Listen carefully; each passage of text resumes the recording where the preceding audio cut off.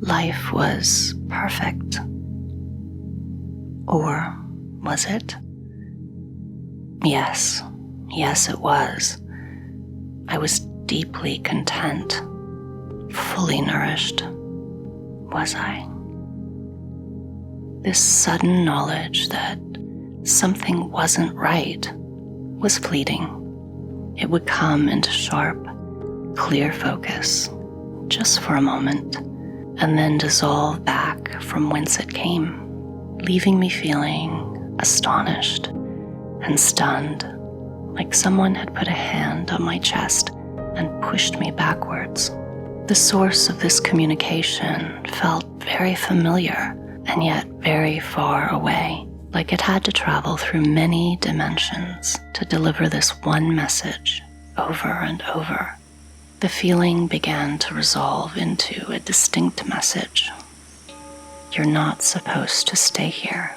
And here, in this case, wasn't about a geographical location, but also, and most importantly, I wasn't supposed to remain embedded so deeply in this frequency, in this magical, enchanted Shangri-La, in spite of how well it apparently suited me, how obviously at home I was in this domain. Just because you have a passport to another dimension doesn't mean you're supposed to take up residence. The border is open. Come and go. But your work and your dharma may be somewhere else. Does this feel contrary?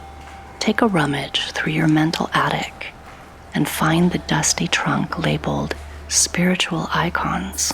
In it, you'll find many images and ideas of usually a man with a serene and wise countenance, in some form of isolated living, removed from people, from grotty life vignettes like holidays with the in-laws or job interviews.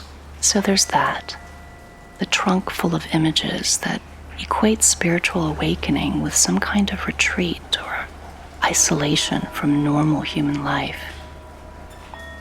On the more mundane level, go to your Instagram feed and scroll through life design, life coaching, or live your best life channels, and what will you find?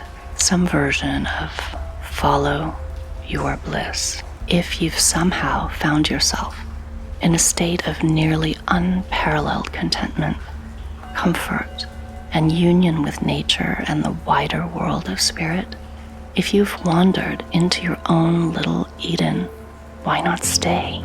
Isn't peace, serenity, lack of conflict or discomfort the sure indications that you are where you're supposed to be?